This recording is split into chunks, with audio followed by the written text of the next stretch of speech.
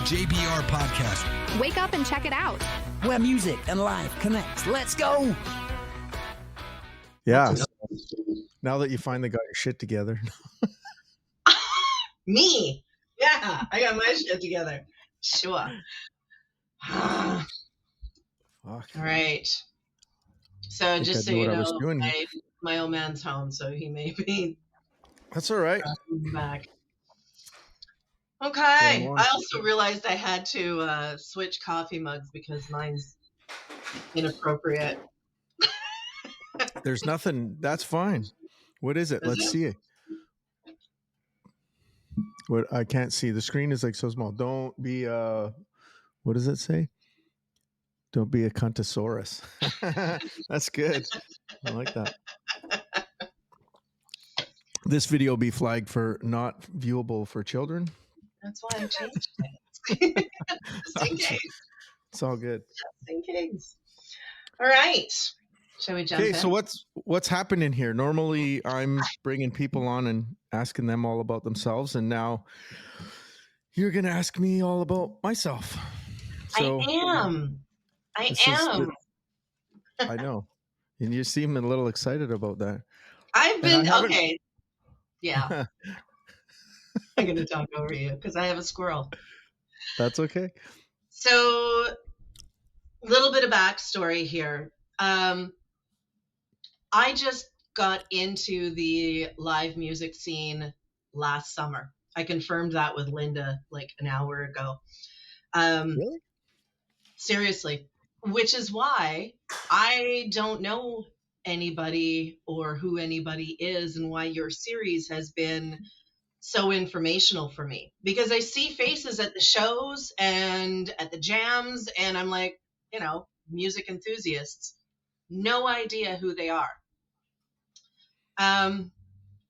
So for you and I, just to let your listeners, watchers know, I first saw you at Live Music Wednesday at the Haney. You and Darren sitting on chairs or stools, playing your guitars, playing off each other. And it was nice. It was nice. But then the next time you played there, it was when she had switched from duos to trios. And so it was James Buddy Rogers. And blew my mind because the sound was so different than what it was with just the duo. And that's when I fell in love with your music, your style, and started following you everywhere. Maybe you noticed. So then we became Facebook friends after meeting a few times and you realizing I'm really not a stalker. And you had posted some marketing that drove traffic to your website. And I thought, oh, James has a website. What's this about?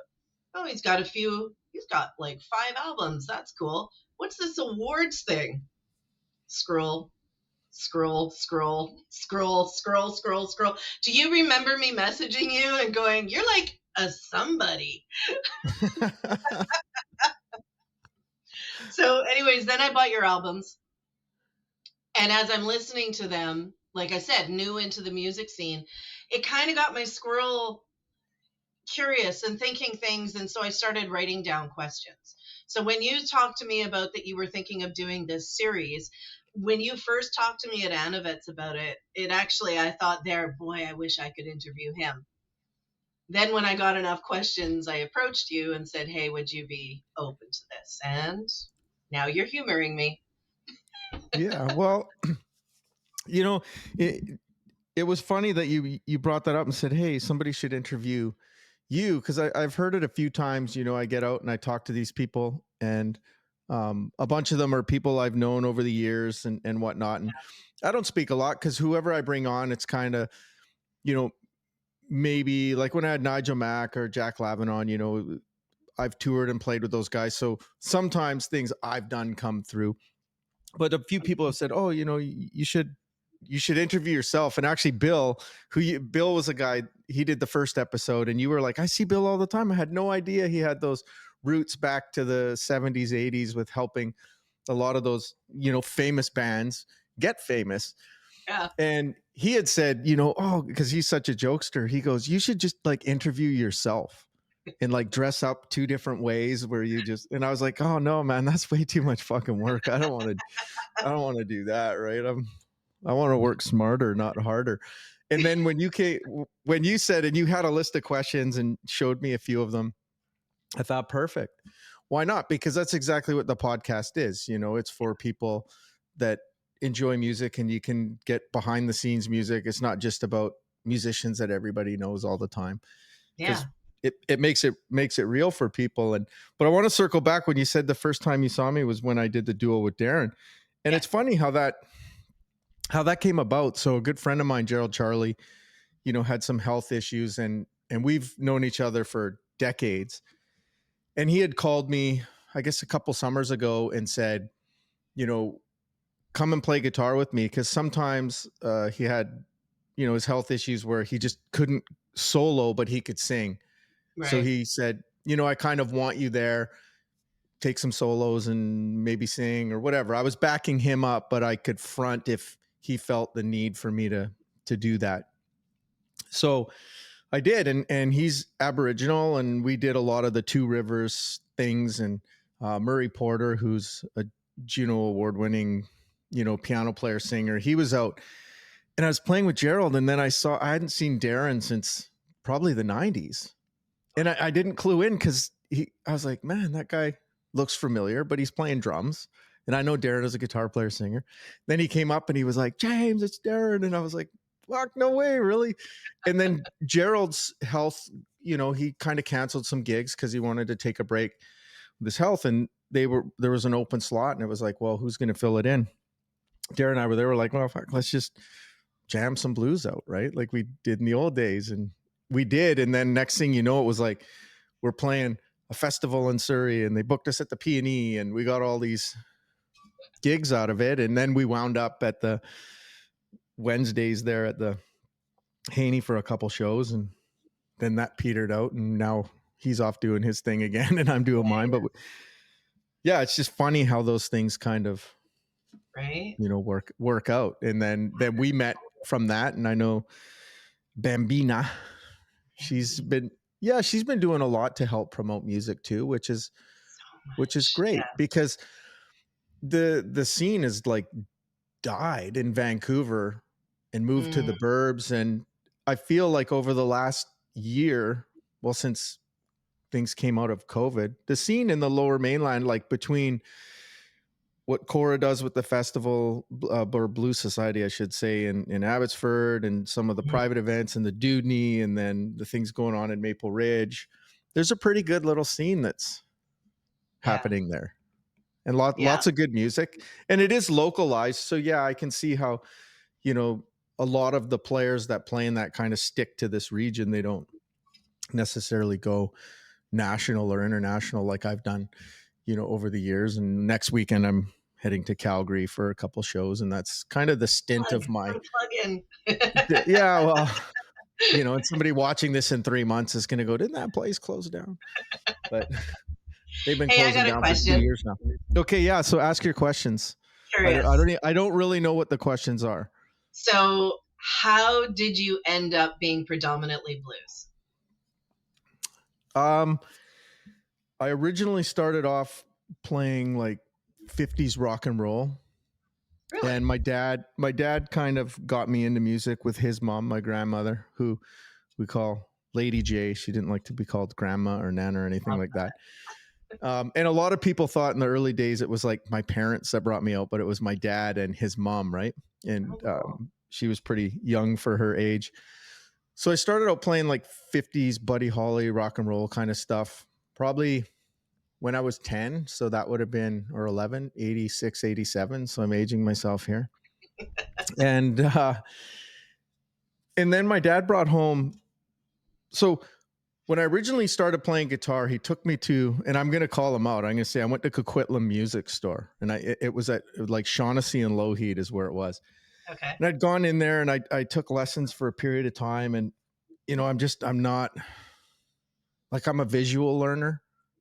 Okay. And everything I do musically, like I'm not book smart in that sense. I'm street smart. Mm-hmm. And the guitar teacher legit told my dad, and this was probably when I was 9, said, your son should take up piano or soccer because he does not have the dexterity to ever be a guitar player.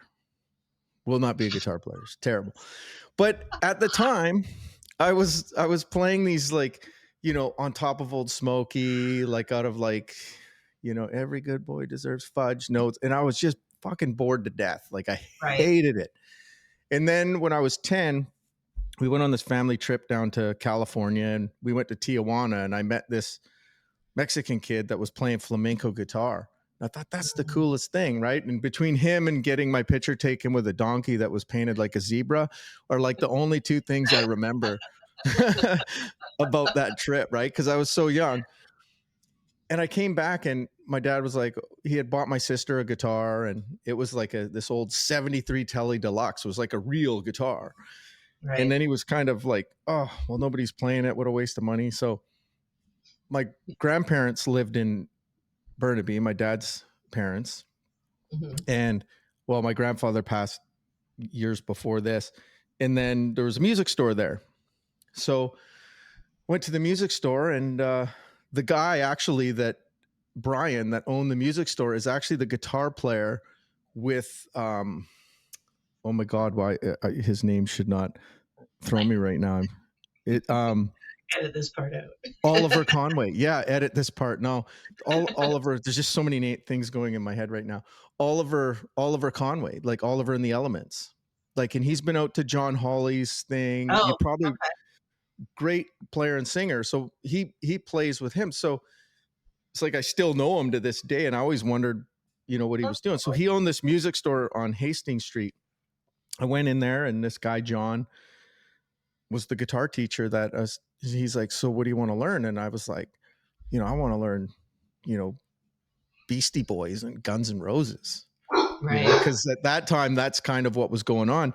And he was like, okay, you got a cassette, bring a cassette tape in. And we literally burnt out a cassette tape, and he would write this what they called tablature. So he would like have this little stamp that looked like a guitar and 6 strings. And he would just draw little dots on it and write a 3 if that was the 3rd fret. And so when I'd go home, I'd look at the book and go, okay, that's where my finger goes. And there was no like technical thing to it. It was just like, hey, however you can make it work is, if it sounds good, you did it right.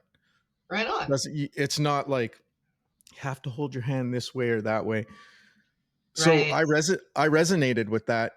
And then it got to a point where after a few months, I'd go and I would learn like 1/3 of the solo in the lesson, and he would say, go practice that and then come back and we'll learn the rest of the solo. And by the time we would come back the next week, I'd have the whole solo figured out, and let's work on another song. And then after a year with him, he told my dad, he's like, you should like stop wasting your money. Like, he's just figuring it out on his own now. Like, he's just coming here to hang out. He taught you how to figure it out on your own. Exactly. Which ultimately kind of in a way was just putting himself out of business. But that's what made him so great, because he was like, you don't need me. Don't need me anymore. You're putting in the effort. Just go do it. And then I started in a band, and it was more of a 50s, like Buddy Holly, Richie Valens. And I just almost stuff that like Darren does now with Ricky when they play the stand-up. Yeah. Right. And then my dad was, he would bring home like blues records, and he had brought this tape of Stevie Ray Vaughan, and he was coming to I think it was like the Orpheum or something he played, and I never got to see him, but there was a song on this album called Mary Had a Little Lamb. And I thought, that's cool. Like, they totally rocked this out. So I learned all the guitar, and then really got into like Stevie Ray Vaughan was like, and in those days when I started playing, it was like Jimi Hendrix, Stevie Ray Vaughan. I was just obsessed with that music. And I'd wear these like Rayon shirts, right? And they were calling me like Jamie Rayon, right? Because I would like, do like play all Stevie Ray Vaughan songs and stuff like this. And that's around the time I was getting dragged to the Yale Hotel, and I met Jack Lavin and started. And how old were you then? I was 13, and my dad had gone to, he had gone to the Liquor Control Board, and he had gotten this permit because he would take me to bars and they're like, whoa, whoa, whoa, whoa, this little kid can't come in here. My dad was like, look at this, he's allowed. Right. And they were like, oh, okay. You know, and a few of them called like the liquor board and was like, hey, like this guy's coming in here with his kid saying, and then word just got out that it was like, yeah, no big deal. So yeah, I started, you know, doing that, and I'd done acting in those days too. So What? I was working with, yeah, I played Peter Gordon in Stephen King's It in 1989. Shut up. Yeah, I know, but I didn't like acting because it was hurry up and wait.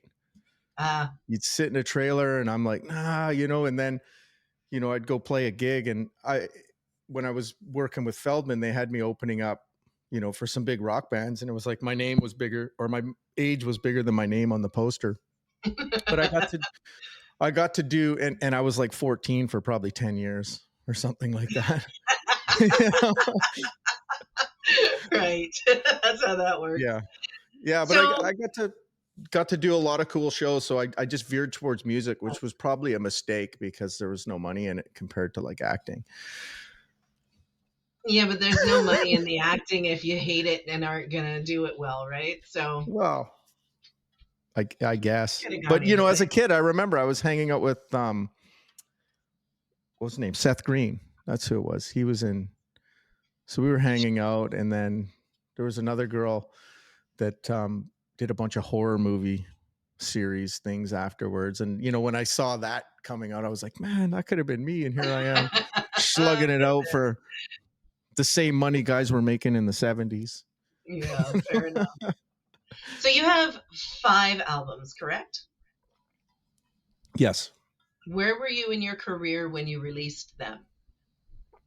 Oh, my first album I think it was released 2001 or 2. So I had toured. So after I did like the Stephen King It and got into playing bars and being a little protege for, like, they were just propping me around as this, like, listen to this little kid, you know, then I quit for a while because I think I was about 17 or 18. I just got tired of it.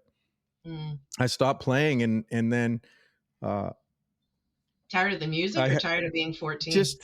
I just tired of the politics of it. I just wanted to play music. And, you know, this is one thing that J-Dub and I talked on another one before. It's like, if you think you're going to play and it's all just going to be rainbows and butterflies in music, you're wrong, because 90% of it is like slugging out the business side of it. And as a kid, it was like overwhelming. I didn't want to have to, you know, deal with that. So I took a bit of a break. And earlier, before I took a break, I met Russell Jackson, and he had played with BB King from, I think, 78 or 79 until 86 or 87.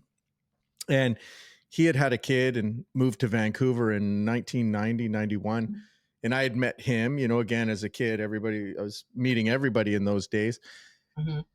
And we got along and played, and he really liked what I did. And a lot of the older guys were like, oh, young guy in the blues, like, let's help mature him into, you know, educating him. So when I learned the Stevie Ray Vaughan, Mary Had a Little Lamb, it was like, well, go look at who wrote that song, you know. And it's like, you start to learn about guys like Buddy Guy and BB King and Johnny Watson. And I just start to go backwards, and then realize the guy that I really idolized, the Stevie Ray Vaughan, Jimmy Vaughan, they got it from all these other guys, you know. So you just start going down all these rabbit holes of sounds that, you know, you get caught up in. So I took a break, and then I ran into Russell in Coquitlam, of all places. He was driving, and I was like, Russell, we're like in our cars. He's like, pull over. And he's like, are you still playing? And I said, yeah, a little bit here and there. And he said, well, I need a guitar player. Like, come over to my place. It was a couple nights later, and he says, let's work on some tunes. So I went, and then he's like, do you want to join the band? And I said, sure. And I was like, well, I guess I went on the road with him at 19. And we were touring 10 months of the year, playing 6 nights a week, 7 nights a week. Right. And then with him, it was like a real education, because we're touring all over North America, and I'm playing shows with Elvin Bishop and Canned Heat and, you know, like just the list just goes on. Kenny Neal, we were opening for Fabulous Thunderbirds, and you name it. All these like legends that he had met and connections he did when he played with BB King, and it doesn't get much bigger than BB King. Right. So I just got this real big education, and I got to a point with him where it was like, I just need to move on and do something else. And by then it was 2000. I was like getting into my mid 20s. I got into a pool hall business with a friend, and then spent time on that and built my band. And then I released my album in 2002, which Tom Lavin helped me on. He had a studio. So I'd gone into the studio and he played on it, and I released that album. And then after that, I, just slugging out gigs and touring, and got into the next albums, and I guess the rest is history. Do your albums have themes? No, I guess not really themes. I guess they're just more like a moment in time. Like if any person just looks back and goes, here's what would the perception of you throughout the 80s be a theme compared to you in the 90s, compared to you in the first decade of 2000? You know what I mean? So like I would, a reflection of where you were at that point in time. Yeah, exactly. Okay. Okay. And you will notice that it wasn't until, what was it? My third album. The first two albums were James Rogers. My third album was James Buddy Rogers. How did that happen? I started that album so Tom Lavin and I worked outside of music business in business. He had a bunch of businesses, and I've done marketing and things, and, a bit of a computer geek that way. So we did a lot of work. I worked with him in his studio, and he had a private post-secondary school. So we worked in that arena, and we got to the point of, okay, I'd done two albums. I did one with Jack, and Tom kind of played on my first one, which I more or less produced. So he said, I'll produce one. We were in the studio probably 5-6 days a week working. We said, well, let's just get a bottle of, whiskey, and we'll do an album. And we started this album probably in early 2010. And it was kind of a part-time thing. And then my dad died in 2010. And, that kind of put things back. And then Tom was like, well, let's pick up on the album and let's finish things off. And, he wanted, my dad's name was Bud, is what everyone knew him. Okay. So Buddy, right? So he was like, let's do the James Buddy Rogers. And at first I was kind of like, I don't know. I'm not, but it was I thought he's the reason I got into music. And it's kind of a tribute to, he was there at like every gig. Like when I toured with Russell, he would take holidays. And then when he retired, he bought this like camper thing for his truck. And he literally drove from Vancouver to Texas and came and followed us around as we toured. He liked it so much, right? So it's kind of a tribute to kind of keep him in, and that kind of stuck. And it was like a name that people picked up on. And that's where, that came from. And I don't know how many people really know that, but yeah, that's the sentimental kind of thing behind it, right? Because it's not really my name. Look at you, all sentimental and stuff. So what percentage of your songs on your albums are originals, are yours versus the covers? The first album I did, I think it was 50-50. And then the album I did second, I'm going to pull it up on my website just so I'm. Do you need permission to do those? Like to. When you do a cover tune, yeah, you have to buy I think it's mechanical licensing or something for how many albums you're going to press, and that goes to the songwriters of those album or those songs and stuff. So yeah, my first album, Wanna Go Home, I was about 50-50. The Red Light Party album, between myself and Jack Lavin I'm pretty sure it was all original. Jack wrote some tunes. I wrote some tunes. We wrote some tunes together. Then my third album, which was the one Tom produced, was My Guitar's My Only Friend. That's the one that got the Juno nomination. That's a And great album. and a bunch of other award nominations and stuff. That one was I guess it's covered because of a lot of Powder Blues stuff. I covered a lot of Powder Blues tunes on there. We actually used some old bed tracks of the original hit songs from 2-inch tape in the 70s and 80s, and we bed tracks would be like the bass and drums. So if you listen to, I don't even know if I should be saying this, but whatever, it's been a decade since I did the album.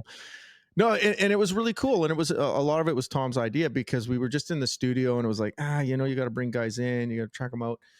And we had been getting a lot of his stuff off of, like, his Powder Blues hits off of 2-inch tape and digitizing them, because the tape doesn't last forever. And sometimes 2-inch tape will start to like bind together, and then you got to throw it in an oven at certain temperatures, and you can break it up and you get like one pass of sound. And if you don't record it, like, that could be lost forever, right? And they actually did. Ken Burke was an engineer. They did a bunch of Jeff Healey stuff after he passed too, to kind of get it digitized, because he did a lot of recording at the studio. But we took some bass and drums from like, I think, Sweet Little Girl was a tune that Duras, the drummer, and Tom, I think, wrote. Don't quote me on that, but we took like the original musicians that recorded in the 70s, 80s, that we digitized it. And then it was like, okay, well, I don't want to sing it in that key, so we'll speed this up, and we'll, did some digital stuff to it, and then just gave myself this backing track to say, okay, well, now I can just play my guitar and sing over top of it. It sounded like a whole new thing, but I didn't even have a bass player or drummer in the studio. We were just kind of, that's totally cool, drinking single malt until 2 a.m. and, having a good time. When you're writing a song, what comes to you first, the words or the tune? Could be both. It just depends on really what happened. Yeah, sometimes I'll tinker around, or even playing live, a melody will come, and then I'll try and remember it or record it on my phone or a little Zoom microphone or whatever I have. And then it might build a song around that, or might be around a subject. When's the last time you wrote a song? Oh, it's been years since I wrote a song. I just haven't. Why?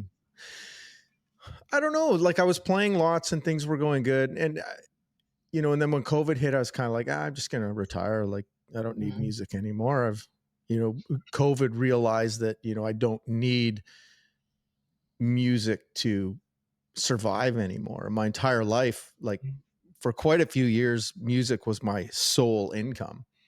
And then it became like, it was still taking it seriously and professionally, but it was more of a side hustle to the day gigs and the money that I was making, in marketing and, the business world versus the music world. And, there's no money in making albums anymore. And if you listen to one of the tunes on the My Guitar's My Only Friend album, there's a line in I'm on the Road Again, where it's like, just give me the money, you can keep the fame. Right. Yeah. And a lot of people will chase the popularity in those things. And for me, it's like, I don't care. Like, Wednesday night was great at the Haney, there's whatever, 100 people there. Like, I don't care if I'm in Maple Ridge playing for 50 or 100 people, or I'm at some big festival in Texas playing for 10,000 people. I've done those environments. And for my self gratification, it's like, as long as I'm around people that are enjoying it, I don't care where I am. Wednesday was probably the most fun I think I've seen you have in all of your shows that I've attended. In BC, yeah. Like, when BC's a tough place to play. Why? It's hard to sell tickets, like pre-sales. It's as a person in marketing for it, yeah. And it's just a different it's like a different demographic, a different world. I've had some pretty big names that I've known that open for like world famous names Mm-hmm. that say when I've come to Vancouver, you know, I play for 3,000 people and then there's 20,000 people at the show, 3 songs into the main artist in Vancouver. But when I play in other major cities, I got 70% of the stadium filled for my opening set. Wow. And they're waiting. It's packed and they're waiting for the main artist. But in BC, and I've heard this on a few occasions from people I know that have been on the open circuit for arena tours and stuff. You know, I can't speak from experience because I've never done it at that level, but I've talked to people, you know, that have, and it makes sense because, you know, mind you, I'm local here, but you know, I've talked to guys that are from out of town that come here and go like, what can we do to try and sell tickets in BC? And I was like, yeah, everybody's like last minute. Well, and even like with the Wolf, you know, I worked closely with the event coordinator there, and fantastic bands coming from outside of Maple Ridge are playing to an empty bar because people just don't go unless it's their buddy up on the stage, you know. So I didn't know though that was scales up as well. That's interesting. It does. And there's a couple different things like if you, well, you said you got into music like about a year ago for going to shows, but the Yale Hotel closed down. I think it was 2011. And that place had a clientele. So the thing I see with bars nowadays is they'll hire me and they'll expect me to draw this big crowd out, which in some cases I can do. And in a lot of cases you can't, because especially being local and playing local, if you overexpose, let's just say you've got 100 people that'll come to your shows. Well, if you play once that month, you could get all 100 people to come to that one show. But if you play 3 times that month, you might only get 33 people that come to each of the shows. Because not everybody, especially in today's market, not everybody can afford to go to every single show every single time. That too. Plus all the other people that they want to see too. Right. You know, so I don't even know what I was saying there, but yeah, I don't know. That's an issue. The clientele, that's what I was saying. See, I just go on rants here. But the clientele. So for instance, when I would play the Yale, they had and this is going to happen at the Blues Can next weekend in Calgary. Like they have a clientele. Like there's going to be certain people that will go and buy tickets because I'm there. Right. But there's also certain people that will just go and pay a cover and go, we have no idea who this James guy is.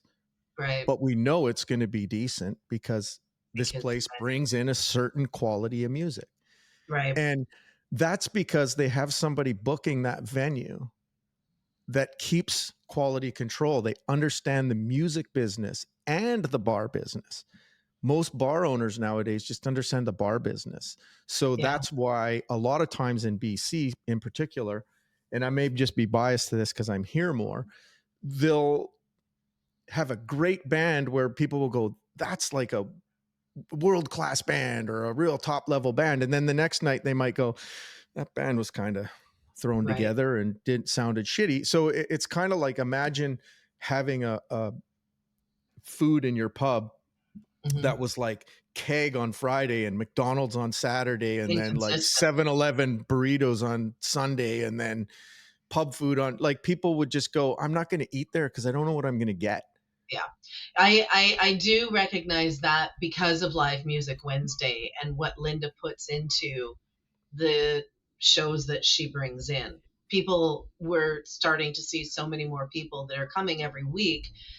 They don't necessarily know who it is, exactly as you're saying, but they know that Linda's booking quality.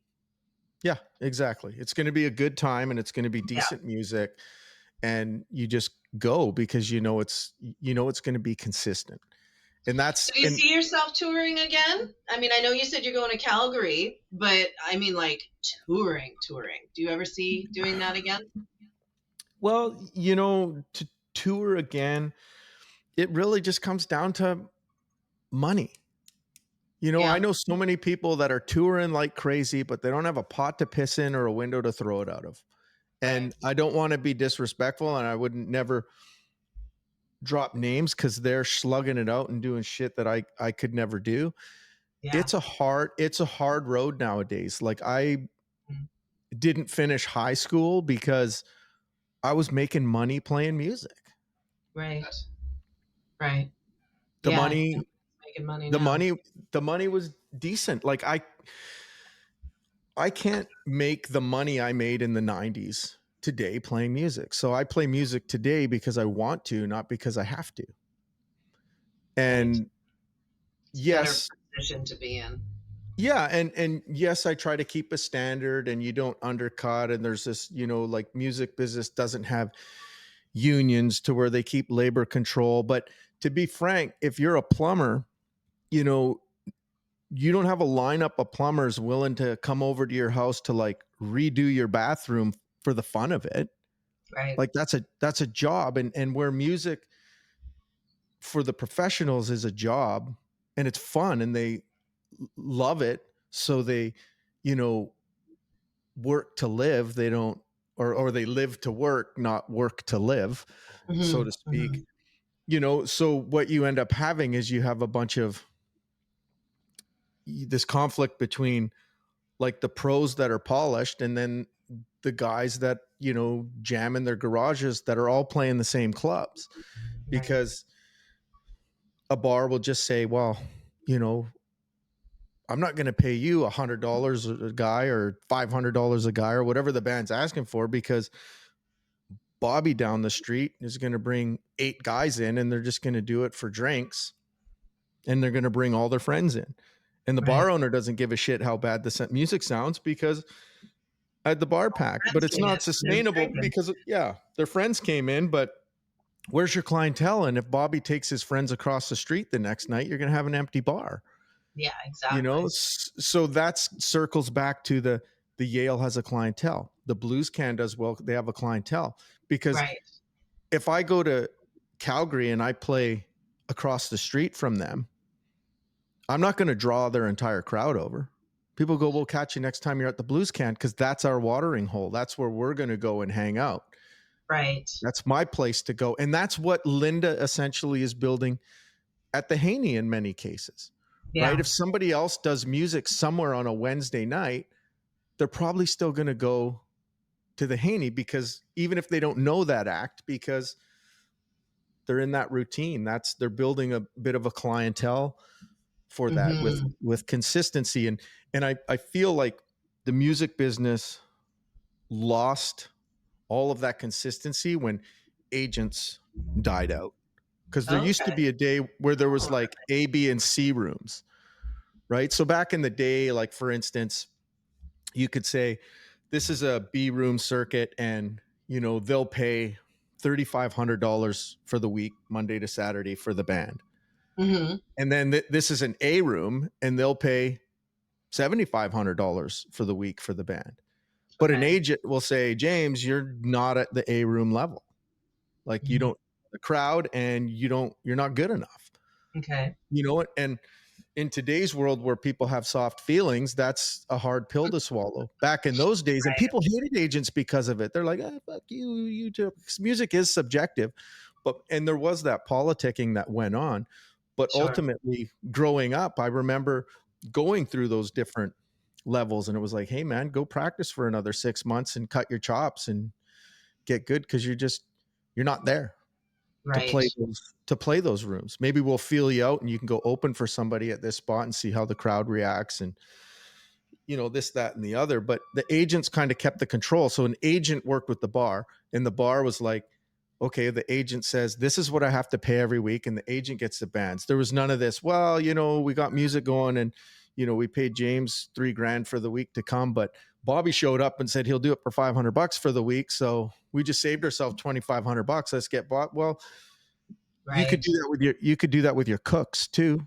You could hire a great cook and say, hey, is my cook fill in the room to eat off the menu? And let me get this other guy that been slinging burgers at McDonald's for 6 months to be my head chef now. Like it's kind of that's where I think people have, that's where I think music just went in the toilet essentially. I wish agents would come back.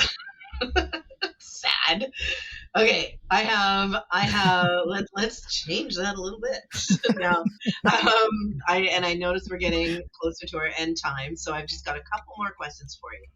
The first Okay. one is, so you mentioned your dad as the person that really inspired you into the music world.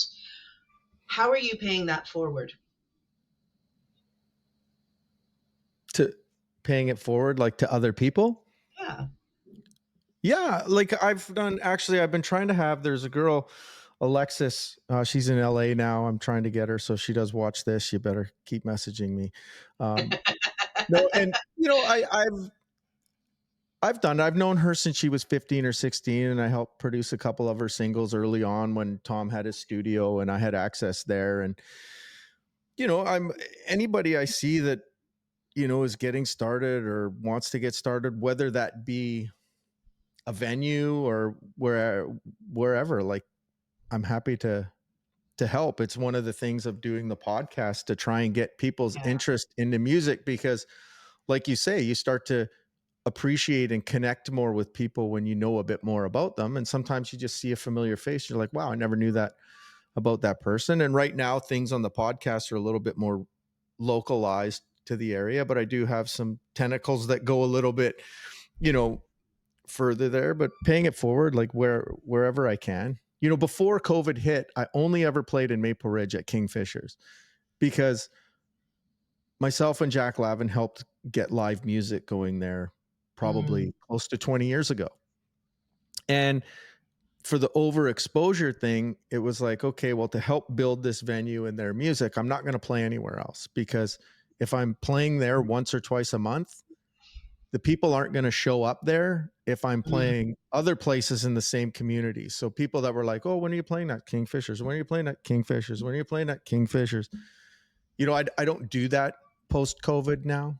Right. The dynamics have changed, which is why, the Anavets, when they, oh, we didn't think you'd be interested in playing here, probably because just in the back of their minds, it's like, I've turned down like 99.9% of the gigs I've ever been offered in the last 15 years Right. in this area, just simply because of overexposure. I try to be sensitive to that, because, Saturation. yeah, for one, I don't really want to play every week anyway, let alone play in the same town every week, just because people will get bored, like I don't know 5,000 songs that, like I can play a different song every night for 7 weeks before I repeat one. Like there's no artist, like you take a major artist and, unless they have residencies in Vegas, because the demographic in Vegas turns around every 3 days. Right. If you did a residency in Vancouver and said, oh, BB King's going to play the Orpheum 5 nights a week for the next 4 years, like the place would be empty after the first month or two, probably, because people would be like, yeah, I've been there. And he's, you know what I mean? At some point, that's why bands travel from town to town, right? Mm-hmm. So the paying it forward thing, that one came to mind for me. That question came to mind for me at the Dudney. You were doing the Sunday Jam out there, and there was a kid, I don't know, he was like 21, 22, had kind of long brown shaggy hair, got up on stage, and I remember he started playing and you turned and looked at him. You're like, look at this guy, and just hyped him right up. And I thought, dude, that's cool. That's so cool. And that's what it's about. Guitar players especially, they can get so competitive with each other. Right. And for me, when I see another guy and they are maybe younger and new to it, it's, all the older guys, they gave me that courtesy. They were like, hey, go, play, and they were there for advice on what to do, what not to do, all that stuff. And, when I see younger guys, it's like, give them the opportunity. I don't need to take a solo in the song. I solo forever. You just keep going. Yeah, I don't think I've ever seen a situation like Randy on your guitar on Wednesday. I've never seen a guitarist let that happen. Yeah, and I guess for people listening that weren't there or didn't see any videos on Facebook, that's common, right? I've like some of the old blues guys will do that. And I know I've known Randy for years and he Yeah. plays. So it's like he gets out there and it's like, sure, take the guitar or go, That was so fun. you know. Okay, You know what you're last doing. question. If you win the lottery tomorrow and decide you're never coming back to the music world, how do you want people to remember you? Oh, Jesus, really? Yep. Just remember watching my ass go off into the sunset with my backpack and my hunting rifle. Oh. And don't worry if I ever come back. No, I don't know, you know, like how does anybody want to remember anybody, right? Remember the good times, the bad times, you know, music. It's like I don't even know.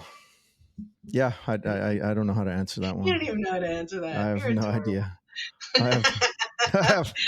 I have no idea. Okay. However See, they want to remember me. That's one of the things that I think I really appreciate about you is that, like, when I found your awards page and I was like, holy crap, like the word Juno is on here multiple times, and you're really humble. You're not braggadocious, and Braggadocious, is that a word? braggadocious. Yes, I think so. I gotta look I that might have up. made it up. It's hard to say. If you made that up, that's genius. I'm gonna Google it Braggadocious. as soon as we hang up. We should Google it right now. I'm gonna Google it here because it doesn't matter. We're on our own clock. We don't have to like. Hold on a sec. Google. Let's see. Braggadocious. No, actually, I'm gonna see what AI says about this one. Let's look this up. Let's ask it. Is braggadocious? I don't even know how to spell that. Braggadocious a real word? Let's see what AI says. Okay, it's coming up. Braggadocious is not officially recognized word in most dictionaries. Okay, It's in the Oxford. But it is a playful, informal term derived from the word braggadocio. Am I saying that right? I don't know. It refers to boastful and arrogant behavior. Wait a minute. Do I need to be offended by this term? No. I said you're not braggadocious. Jeez. It's described. Hold on. Is often used to describe someone who is boastful in a light-hearted or exaggerated way. It gained popularity in American slang, but remains creative usage rather than a standard word. I'm confused whether or not I should be offended or not by Should this. not Hold on be a second. offended. I'm said just you are kidding. Not I'm braggadocious. I'm not braggadocious. Sorry. Not I'm braggadocious. You don't misheard- listen, but you're not I misheard you. braggadocious. Yeah, I'm hearing you, but I'm not listening to you. Right? Oh, that's too funny. So, yeah. Well, what other questions do you have for me? Well, the only other questions I really had were things about, like, so one of the things that I would do the Marge growl a lot. One of the things that I'm exploring about myself is the fact, like, why have I not really been involved in music? Why do I not listen to music? Like, if I'm in my car, I listen to talk radio or I listen to a lot of podcasts. And when I look back on the songs that I did listen to in my teenage years, I don't know any verses. I only know the choruses. And so, trying to figure out why that is. And I think I've come to the conclusion that it's because it evokes too much emotion in me, which is kind of weird. So I had questions like, how old were you the first time a song felt like you could have written it? I was today years old. Okay. And what song brings a lump to your throat to this day? Oh, honestly, I don't know, because I'm very much like you in the way that I don't listen to music anymore. And What? I don't practice. Okay. And when I'm driving my car, I'm listening to the news stations too. Really? Yeah, like no word of a lie. I might listen to like some tunes when I have a shower, and that's Mm, about it, right? interesting. I don't really listen to. Yeah, I don't listen to music much. I don't Mm. practice. I don't. I might grab a guitar, like I have a acoustic that sits around the house, and I might grab it for like 15 seconds and play something, and then go, "Ow, my fingers hurt," and I put it back down. Really? I would have thought that your Yeah, life like revolved around no, music.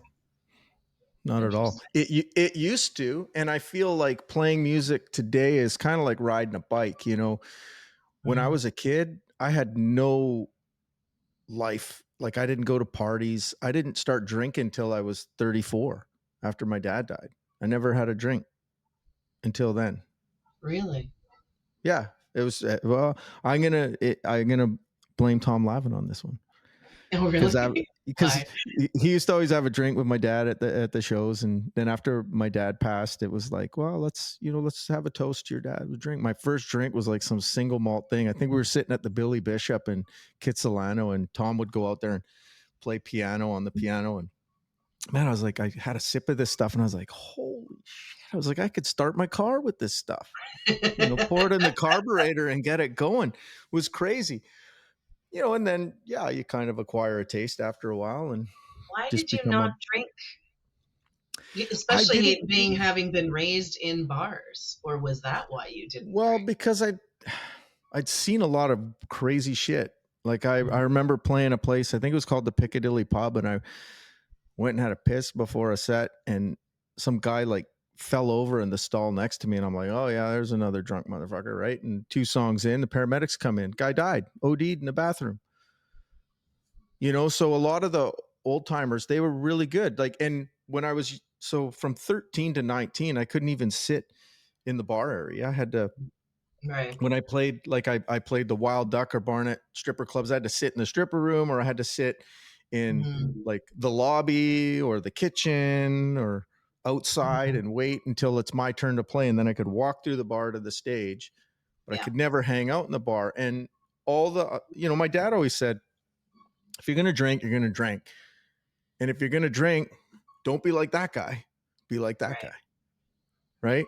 And I never had that rebellion like a lot of my friends did, where it No. was like, oh, we're going to go boot and we're going to sit in the school forest and, Yeah. drink beers and get all fucked up. Right. It was just like, I don't care. Like if I really wanted to drink something, my dad probably would have bought me a 6-pack if I Right. asked him. Or somebody in a bar. But a lot of the guys, like I seen guys doing blow and shooting heroin, like I seen it all. And all of Mm. them are like, they would have never gave it to me if I was like, hey, let me try that. They'd be like, Right. don't you ever fucking do this stuff. Like, I'll kill you if you do this. Don't end up Yeah. like me. So I saw the bad side of it, and I never ever Mm. did. Plus I wanted my liver to grow really good so that when I did start drinking, it was okay. Right. So that's why I don't get hangovers anymore. But Ah. yeah, so I never, I never really, Mm. I never really got like and that's why you said the other night, you go, first time I saw you, you like walked in 5 minutes before you played, Yeah. you plugged in, you played, and then you were gone, right? And I was Yeah. like, yeah, I did that for a lot in my life because I didn't want to get caught up in the Yeah. lifestyle. Now I know all you degenerates in Maple Ridge that keep me Sober, drinking. not a degenerate. I know you're the sober one, but guys like Don Johnson. That guy. That not the guy. not and for all the Not listeners, not the Miami Miami. Vice Don Johnson, the real Much Don funnier. Johnson, Yeah. the much Much funnier funnier. Don Johnson. Oh yeah, I know. This is the Don Johnson you really want to know. Yeah, absolutely, you do. He cracks me Yeah, up. so I don't know. My life hasn't been too interesting, but yeah, people. I talked about this with JDub, where a lot of people just get this perception, right? Because they just see you on stage playing Yeah. music, you did albums, you did this, and it's just like, I don't know. We're all just people at the end of the day. Put her pants on one leg at a time, as they say. Exactly. Yeah, true enough. So you're a family man who Yeah. does marketing and music on the side. Yeah. Nowadays, yeah, it's music on the side. Like I don't really pick up the phone and try and pound the ground to get gigs. I have good relationships I've made over the years. So, club in Calgary, every now and then they reach out and go, "Hey, how are things going? We want to get you back. What does your calendar look like? Oh, we'll do this date here." It's just like a lot of casual conversations, right? It's the same thing with Linda. I see her quite a bit at things, and she'll Mm, say, "Hey, do you want to do this date at the okay, sure, right?" And it's same thing because I use Greg on drums and he runs the jam at the Dudney. So, he'll call me every now and then, out of sight, out of mind. But yeah, I don't get on the blower and pound the ground. And as for like getting back to touring on a regular basis, like I would never be opposed to it because my job affords me the opportunity to, work. Reason I got into computers was, back in the 90s, Tom Lavin he had a AxiaNet company, and long before like Shaw and Telus, and he was into that, very savvy in the business realm of things. So I knew about websites and all that stuff like before most people ever did because of that. And when I toured, I was touring with guys 20, 30 years older than me. So, at 19, 20 years old, touring with 40 and 50-year-olds, right. I just sat in hotel rooms all day long. People are like, "Oh, wow, you toured all these places. That's great." I got to see the interstates, airports, and hotel rooms. Gas stations. And I went to Mount Rushmore a couple times, and gas stations. You don't really get to do much more than that, right? It's not what people think it is. But if you pay me enough, I'll go anywhere, Fair. What's right? the what's what's the absolute like never again that was absolutely horrific road story? And you don't have to name names, but is there a story you have of that? Oh God, it was so bad. Oh, there's so many. Is there really? There is, yeah. Oh man. Um, I didn't know it was a loaded question. yeah, like they were so bad that when I look back at them, they were so good. But at Those the are the time, best. I Yeah. absolutely hated it. Well, Calgary, I love playing Calgary now, and I haven't played Edmonton in years since the Juno tour I did, going to the Mhm. Junos. But in Calgary, there's a place called the King Eddie, and it's like redone now, kind of like the Yale is. So it's like fancy pants, oh, which fork do I use? It's like much nicer. Back in the Right. day, it was a complete shithole, right? Like it was the only place in the entire North America, parts of Europe I'd ever been where I took my own cleaning supplies and bed sheets. It was that bad. Oh, you talked about that on one of your Yeah. podcasts. Yeah. Yeah. Wasn't It there was, like a hole in the floor that looked down at the bar? I think that was actually Saskatoon, but yeah, Oh, was that a it was different bad. one?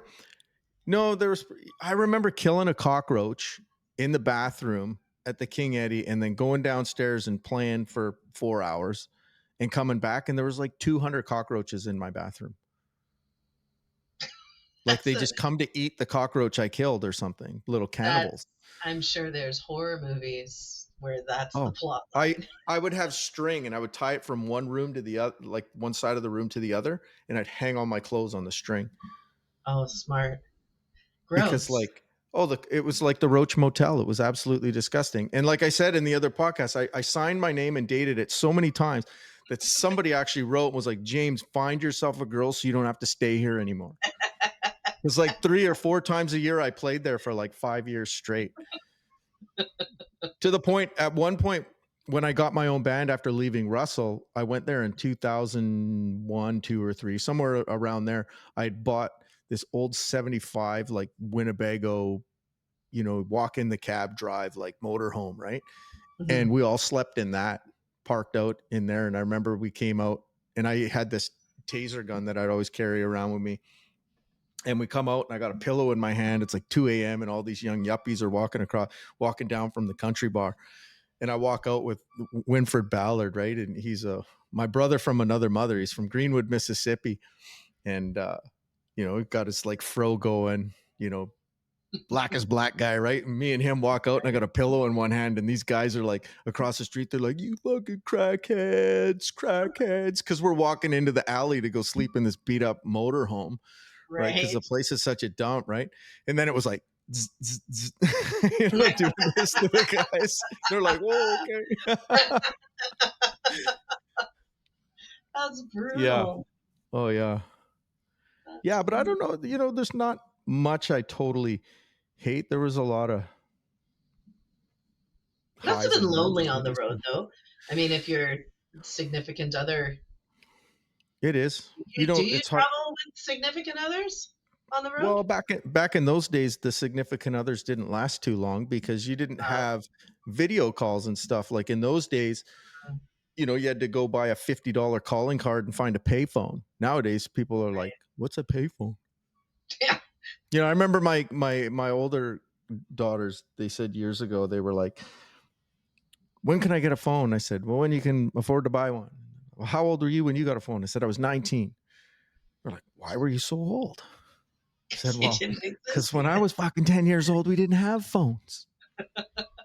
And then the other one's like, "Dad was born in the 19s, right? You know that." Like, Yep. shit. Now they're like, in university and shit. But yeah, no, it was good times. I learned a lot on the road. Again, it's all like the street smart side of Yeah. things. Like that's how Yeah. I learned. Like I could read books for days, but show me how to do it in 5 minutes and I'll figure it out. Right. And Yeah. and Same. I'm a high school dropout. I got pregnant. That ends things.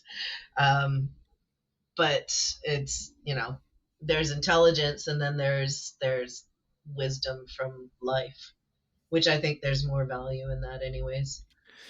yeah, and music's kind of the same way. Like going back to when I was talking about music schools and that one school saying I'd never be a guitar player. It was just Mhm.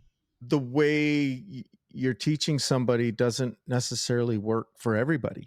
So the second guitar teacher I Totally. had, he was able to pivot and brilliant enough to say, "Hey, this type of person needs to learn this way. This type of person learns this way." I wish more And people understood that.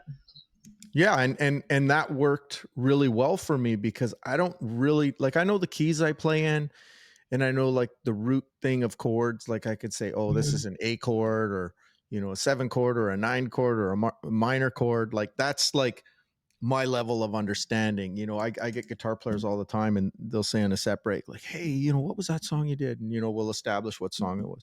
"Oh, you played this chord. Like, what was that?" "It was like some sort of minor 7 suspended 13 augmented." And I'm like, "What? Huh? Speak Oh man, English." I No did fucking this. idea what you're talking about. Yeah, I'm like this. And they're like, "Oh, fuck, that's fucking cool." I'm like, "I don't know. Like, I play it. And if it's wrong, I'll play it twice and just tell everyone it's my jazz note. And then I'll never do it again. And then like, it's just all by ear, right? So if I hear something and or somebody can show me, then boom, I got it. I'll retain it. When And you're on stage and like in between singing when you're riffing, is that all just freestyle? Like is any of that it's made up. it just made up in the moment? Yeah, there's like, I look at it like conversation, right? Like you can have a conversation with somebody and I know all the words in the English language, but how am I going to put them together and in what context, right? Am I going to put them together in a way that I'm speaking formally or I'm speaking casually or Mhm. humorous? So it's like I look at the guitar and I go, here's these boxes of notes that I know I'm in this key. So like these things will work for me. Mhm. And is this a song that is like sad and mellow or is it happy and exciting or is it, so you'll just give it that kind of That's energy cool. and notes. Cause it's like every guitar player knows all the same notes. Like I hear guitar players all the time or bass players or sax players or harp players. You can hear somebody and go, yeah, they're playing all the right notes, but it didn't really do anything for me. Didn't touch Right. me. Didn't Yeah. feel it. You Yeah. know what I mean? And that's the same thing. Like you can have a conversation with somebody and go, yeah. Then you can have a conversation and go, fuck, that was a good conversation. Yeah. Just Yeah. the way the person phrased their words, the placement of their words. Mm-hmm. And for me, it's, like I'll be like, hey, there's what they call a head to a song. There's like a melody that makes it that song. Like when you sing Okay. certain words, you sing the words, but you might not, what they call phrasing, phrase it the same every time, right? If that makes any sense. Not to me, but I'm not a Yeah, music. like, yeah, but like for instance, like a song might go 1, 2, 3, 4, right? And you might phrase it a different time, one time and go 1, 2, 3, 4. Okay. You know what I mean? So like Okay. you gave somebody, So you and can make it maybe like sound same words, same tune, a little cheekier, or same sound, same tune, same words, yeah, a little. like Okay. I guess the best way for a non-musician to like know what I'm saying here would be go listen to a song that from a band you like, any band, and Mhm. listen to their studio recorded version of that. And then take that version and go find a live video on YouTube or something of that. Okay, your music, your albums, some of them I've heard you, like I first heard it on stage. I see you, and I listened to it on the album, and I'm like, that sounds totally different. Totally different. I prefer the Yeah. live. I gotta say, Yeah. I Well, definitely prefer the well, live. yeah, live's a little more polished and there's a different energy that's there that's It's really the hard to energy. capture. That's really It's hard to definitely capture. the energy. Yeah, And for I never sure. understood that, like back when I never understood that why people liked, and it's weird because people like, oh, this album is a live album. It's so much better. I hated live albums. I just didn't get why because it wasn't, I don't know, polished enough, Yeah. maybe. And then which is so interesting why now decades later I'm It's older and different. different. Yeah. Yeah, and Well, now like with your music, I way prefer the live. But it's probably the energy in the room versus, I yeah, don't like know. when you're in the room, it's like when you're listening to an album, 100% of your concentration is coming from your ears. When you're in a room, I always say like maybe 50% of your energy is when you're watching a band, you're watching. So Mhm. half of your brain Mhm. is like paying attention to visual aspects of what's happening on stage and off stage and around and people watching. And Mhm. then the other half is maybe listening to the band and other conversations that are going on. When you're listening to an album in a car, 100%, there's no hiding at that point, right? And then there's two different types of music. There's the music where people will always say, love the album, but they're way better live. Then Mhm. and that's because when that situation arises, it's like those are good musicians, right? Because they're able to do what the album does and better. Then you've got Oh, these more fabricated artists where it's like, oh man, their live show was terrible, but I love their album. Well, it's because ooh, Alan those Jackson. people, I find a little bit more fabricated. Right. If Yeah. you Oh, if that's you're relying, interesting. yeah, if you rely on technology to prop you up on an album, what are you going to do Right. live? Unless you play to a backing track. But and they tried to do that when, I always say video killed the radio star.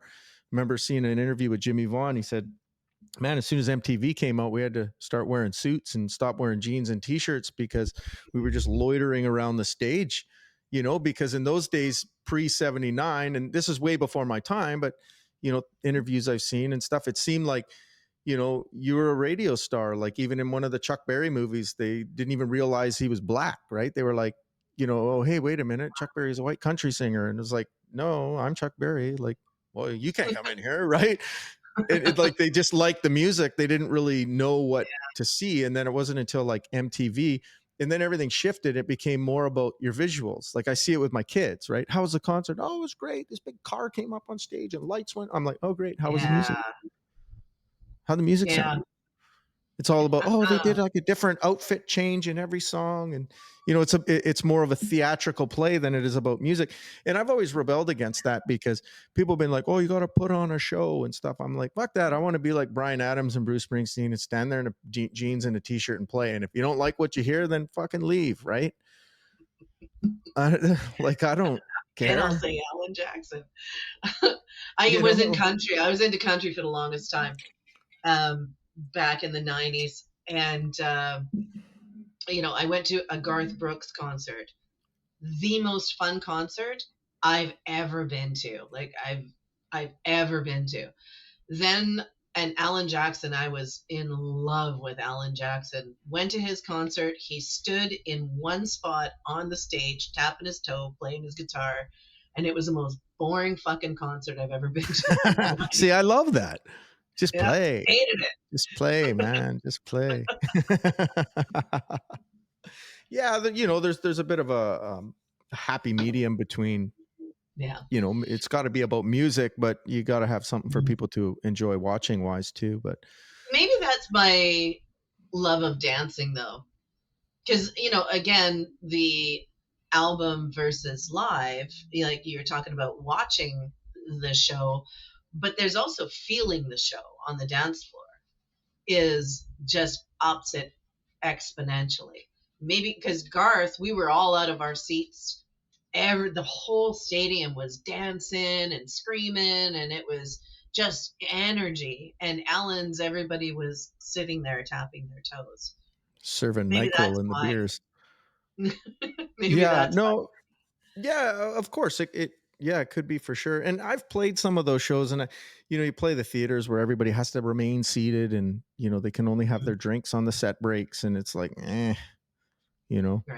I like to play that's why rather than playing a big concert hall like the Orpheum where you got 5,000 people sitting in a seat watching you, I'd rather play a 100-seat bar where 50 people get on the dance floor completely shit-faced and have a good time. Like, I imagine the energy for the band, having that energy feed back to you must be pretty incredible. Yeah, and it feeds back more in smaller venues than it does larger venues because there's just a disconnect, especially like, the times I played the Commodore, there's like 1,200 people, but I can only see the first 2 rows. Oh, okay. You can't see anybody else. Right.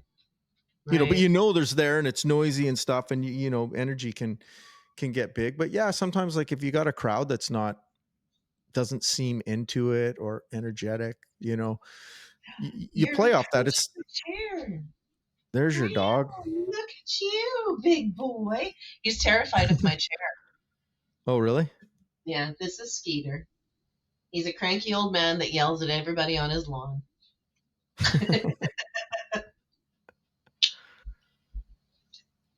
Do you have any pets? Got a cat. Yeah. Yeah. Yeah, and he can think he's a dog at times and be crazy. I got a cut on my arm right now from him. We always fight. I have a cat too. I like cats. Yeah. What kind of cat?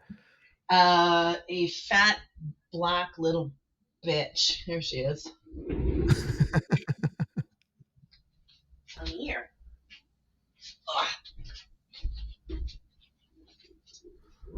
This is Pepper. Oh, green eyes. Yeah. She's a terrible being. She's a terrible cat, aren't you? Yes. I like to torture the cat. Oh, yeah.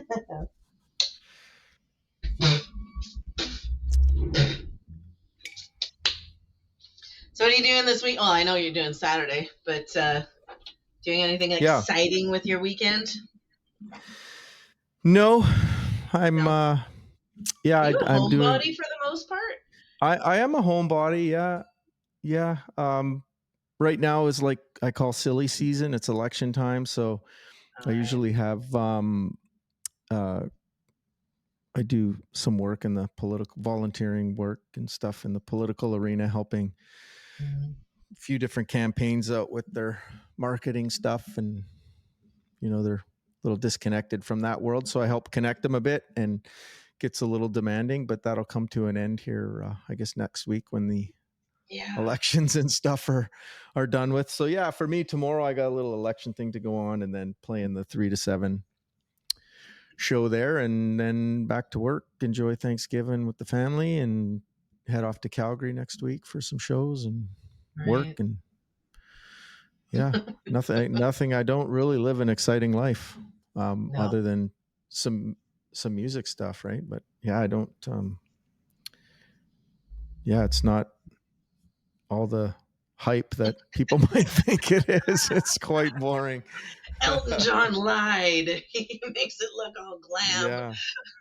Well, those old schoolers are crazy. I remember seeing a thing with what's his name, Joe Walsh, and he was talking about AI, and he's like, they asked him about AI. He goes, I'll worry about AI when AI can trash a hotel room and throw a TV off the 3rd story into a pool. I said, well, AI might not be too far off from that. There's some robot coming in. I'm Joe Walsh. Well, Elon Musk is that under. Yeah, he'll figure it out. Right? He'll have the next big hit band. Either him or the Japanese. We'll see who gets there first. Yeah. Who knows? Yeah, I don't know. Other than that, I don't know what else to tell you. I don't know what else to ask you. Well, then I guess we're done. Wraps it up. That about wraps it up. Yeah. I guess we're good. Okay. Well, thank you for humoring me. Yeah, no problem. Yay. All right. Yeah. And how do people find out about you? Because they might be like, who the hell's this? Oh, no. I don't think. Yeah. The only place I'm anywhere famous is in the vegan community. Yeah. Well, that's all right. Well, maybe we'll get we'll just have to edit out my part about hunting, but Right. We will. Yeah. No, I do a lot of volunteer stuff around the community with the vegans, and then I do some marketing for. Right, I was the online marketing manager for the Wolf Bar for 10 years. I put them on the map on Facebook. I'm currently doing the volunteer marketing for Anavets. There's a local band that's about to make a comeback that I cannot name yet, that I also run their Facebook marketing page. And then what else do I do? I do for the Haney, I do Linda's marketing for the Live Music Wednesday, which is every Wednesday night from 6 till 8 at the Haney in Maple Ridge, and it's quality acts. It's a 2-hour bite where you can get out and dance your face off and be home in time to go to bed and get up for work in the morning. It's my favorite part of it. Yeah. It's not my thing. It is my friend Linda's, so it is not mine, but there you go. That's good. Well, we'll get some links that we can put up so people can come follow you and in all the music stuff you're doing.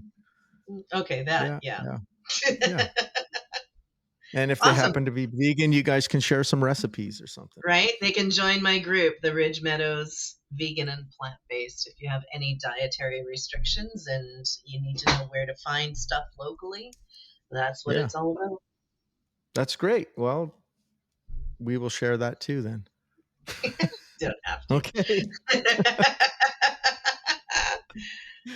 Okay. Well, thanks for doing this, and this will hopefully put to rest some of those people that were like, you need to do a podcast. So now I'll send them this one. Yeah. Now it's been done. I don't want to hear it again. Okay. All right. Awesome. Have a good weekend. Okay, see you tomorrow. Bye. Bye. Okay, see you tomorrow. Bye.